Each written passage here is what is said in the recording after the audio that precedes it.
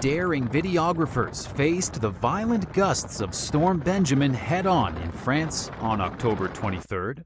The intense winds along the Atlantic and English Channel coasts reached over 100 kilometers per hour, breaking October wind records in several municipalities.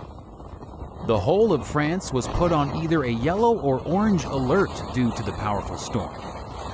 In Normandy, a gust of more than 160 kilometers per hour was measured, which is equivalent to Category 2 hurricane winds.